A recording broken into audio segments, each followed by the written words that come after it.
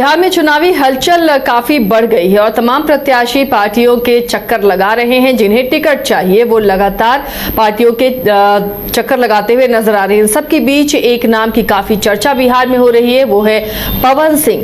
पवन सिंह के वापस अब एनडीए में शामिल होने पर, बीजेपी में शामिल होने पर यह कयास लगाया जा रहा है कि जो भोजपुर का इलाका है उसमें असर पड़ेगा और वहां एनडीए को फायदा होगा। इन सब के बीच पवन सिंह और उनकी पत्नी ज्योति सिंह का विवाद भी सामने आता नजर आ रहा है। ज्योति सिंह राजद से भी मुलाकात कर तेजस्वी यादव से जाकर मुलाकात करती हैं, तो ये कयास लगने लगते हैं कि क्या राजद उन्हें टिकट देगा, क्या वो चुनाव लड़ेंगी।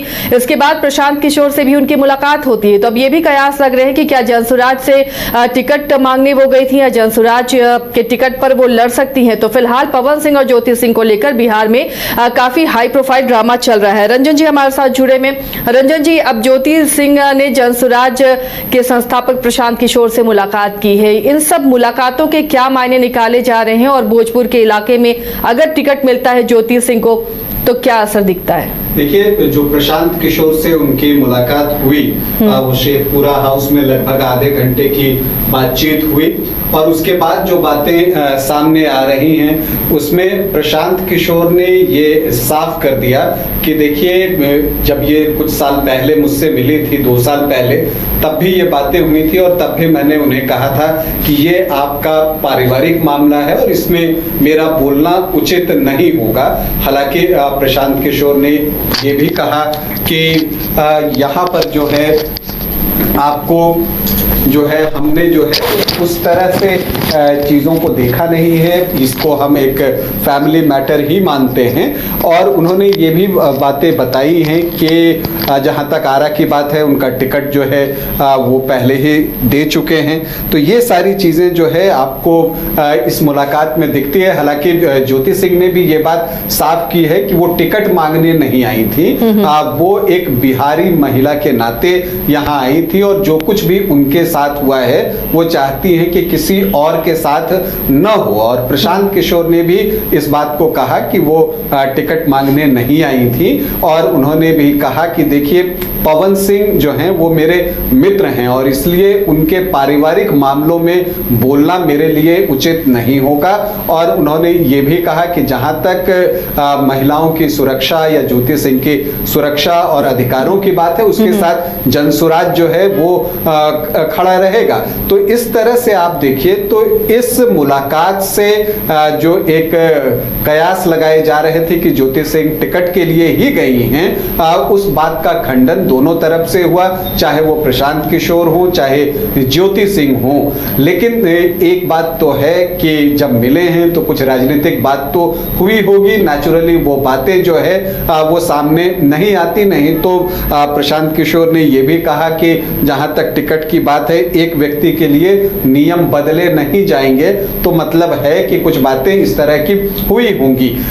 लेकिन अगर आप देखिए कि पवन सिंह जब ये घोषणा हो जाती है कि वो बीजेपी में वापसी करने वाले हैं, ये चर्चा तेज हो जाती है कि अब वो कहीं से चुनाव लड़ सकते हैं। उसके बाद ये सारी चीजें, एक घटना घटित हुई, इत्तेफाक भी हो सकता है ये सारी चीजें। लेकिन कुछ लोग ये भी कहते हैं कि यहाँ पर जो है इस मामले को अब पूरी तरह से राजनीतिक कर दिया गया है, जो कि परिवार का मामला था। और देखिए, प्रशांत किशोर ने ये बातें जो है बहुत परिपक्व वे में कही कि ये परिवार का मामला है और खुद से ही इन चीजों को जो है डील करना चाहिए, इसमें उनका बोलना उचित नहीं होगा। जहां तक ज्योति सिंह की बात है, जब पवन सिंह लोकसभा का चुनाव लड़ रहे थे तब वो प्रचार के लिए आई थी और उस समय जो है उसी समय से वो 3 विधानसभा क्षेत्र है, काराकाट है, नबीनगर है और डिहरी है। इन तीनों जगह पर जो है उन्होंने जो है अपना समय व्यतीत किया है, लोगों से जनसंपर्क किया है और उनकी इच्छा चुनाव लड़ने की है, इस बात से तो इनकार नहीं किया जा सकता। तो वो यहाँ से किसी एक सीट से चुनाव लड़ना चाहेंगी ऐसा लगता है। और मुझे लगता है कि या तो वो निर्दलीय लड़े या किसी पार्टी से लड़े, लेकिन जो स्थिति बन रही है उसमें दिखता है कि वो चुनाव लड़ सकती हैं। हालांकि काराकाट जो है वो वहां से ज्यादा उनकी इच्छा है चुनाव लड़ने की, लेकिन आरा से प्रत्याशी घोषित हो गया है जनसुराज का। ये बात बोलने का मतलब क्या है? क्या पवन सिंह आरा से चुनाव लड़ने वाले हैं? ये भी एक बड़ा सवाल है, क्योंकि जो वहां से बीजेपी के विधायक हैं अमरेंद्र प्रताप सिंह, उम्र को लेकर कहा जा रहा है कि हो सकता है कि उनको चुनाव नहीं लड़ाया जाए। तो आरा और बड़हरा ये दो विधानसभा क्षेत्र है जहां से पवन सिंह के लड़ने की चर्चा बीच बीच में आती है सामने। हालांकि ये भी बात देखने में आ रही है, ये भी बातें चर्चा में होती हैं कि पवन सिंह को शायद बाद में राज्यसभा भेज दिया जाए। लेकिन इन सब के बीच जब ज्योति सिंह लखनऊ पहुंची और वहां जो कुछ हुआ, उसके बाद से जो है सोशल मीडिया पर दोनों तरफ से जो है प्रतिक्रियाएं आनी शुरू हुई। दोनों के प्रशंसक अपनी अपनी तरह से जो है उस पर प्रतिक्रिया देने लगे। फिर उस पर जो है राजनीतिक दल के नेताओं की भी प्रतिक्रियाएं आने लगी। तो इन सारी चीजों से पूरा मामला जो है वो राजनीतिक बन गया। लेकिन रंजन जी, एक बात यहाँ समझनी होगी कि पवन सिंह को एनडीए में वापस उनका वेलकम किया गया, वापस एनडीए से वो जुड़े, तो ये माना जाने लगा कि अब उस इलाके में बीजेपी मजबूत हो जाएगी, जो वोट बट गए थे वो वोट वापस हासिल हो जाएंगे। लेकिन अब ज्योति सिंह का जो प्रकरण हुआ है, और जिस तरह ज्योति सिंह भले वो ना कहें कि वो टिकट के लिए नहीं गई थी, लेकिन अगर लगातार वो पॉलिटिकल पार्टी से मुलाकात कर रही हैं उनके शीर्ष नेताओं से, तो कयास ये लगते हैं कि चुनाव को लेकर ही चर्चा होगी। तो ऐसे में कितना वो डैमेज होगी वो सीटें जिस उम्मीद से पवन सिंह वापस एनडीए में गए थे? देखिए, जो मैंने देखा है और जो मेरा अनुभव है राजनीति में, जो चीज़ें आप देखते हैं, अगर इसको हम राजनीतिक रूप में लें तब, चूंकि बाकी चीज़ें तो उनके परिवार की बातें हैं, उस पर जाना ठीक नहीं होगा। तो राजनीतिक रूप से हम देखते हैं कि अगर कोई एक फैसला कोई पार्टी लेती है तो आप देखिए कि जो दोनों के समर्थक होते हैं उसकी व्याख्या अपनी अपनी तरह से करते हैं। दरअसल जब आप किसी को लाते हैं तो आपकी कोशिश होती है कि आप अपने वोटों को कंसोलिडेट करें। तो यहां पर भी जब ये मामला आएगा तो यहां पर भी दोनों तरह की बातें होंगी। जो जिस पक्ष का समर्थन कर रहे हों, जो पवन सिंह का समर्थन कर रहे हों, वो पवन सिंह की तरफ से बोलेंगे, जो ज्योति सिंह का समर्थन कर रहे हैं वो उनकी तरह से बोलेंगे। तो ये चीजें वही चीज यहां पर देखने को मिलेगी। और यहां पर अगर आप देखिए तो जो राजपूत कुशवाहा का जो एक समीकरण है, जिसका कि लोकसभा चुनाव में वो समीकरण जो है वो बुरी तरह से टूटा था शाहाबाद में खास करके, और उसका परिणाम बीजेपी को भुगतना पड़ा था जब पवन सिंह निर्दलीय चुनाव लड़ गए थे। औरंगाबाद में हार का सामना करना पड़ा, आरा में भी उनको शिकस्त झेलनी पड़ी। तो इन सब चीजों को देखते हुए उस समीकरण को फिर से साधने की कोशिश हो रही है कि राजपूत और कुशवाहा का एक समीकरण बनाया जाए, वहां एकजुटता दिखाई जाए। इसलिए पवन सिंह जो है उपेंद्र कुशवाहा से भी मिले थे, तो वो राजपूत कुशवाहा समीकरण को मजबूत करने का ही प्रयास है।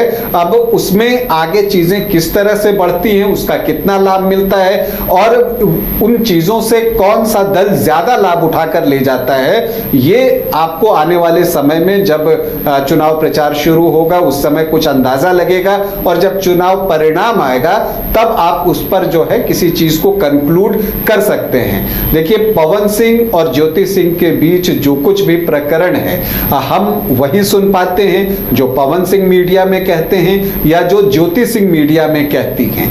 अब उनके बीच आखिरकार हुआ क्या, ये तो पवन सिंह ही जानते होंगे और ज्योति सिंह ही जानते होंगे।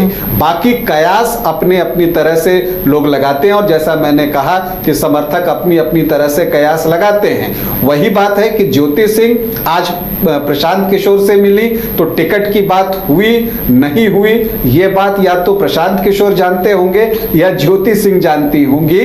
लेकिन जो सामने आकर बातें कही गई वो यही कही गई कि ज्योति सिंह जो है कोई टिकट मांगने नहीं आई थी।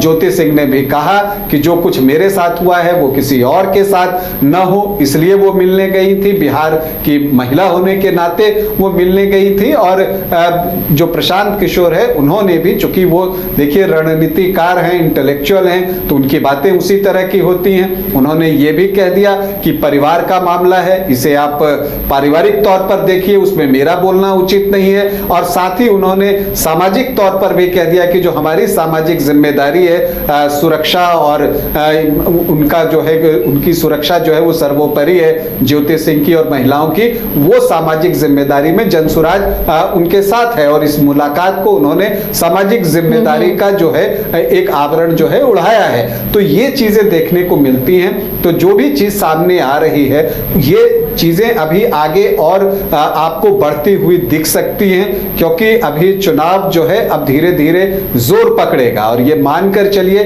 कि अब चूंकि ये मामला राजनीतिक हो चुका है, तो दोनों ही पक्ष जो है इसको अपने फायदे के लिए इस्तेमाल कर सकते हैं।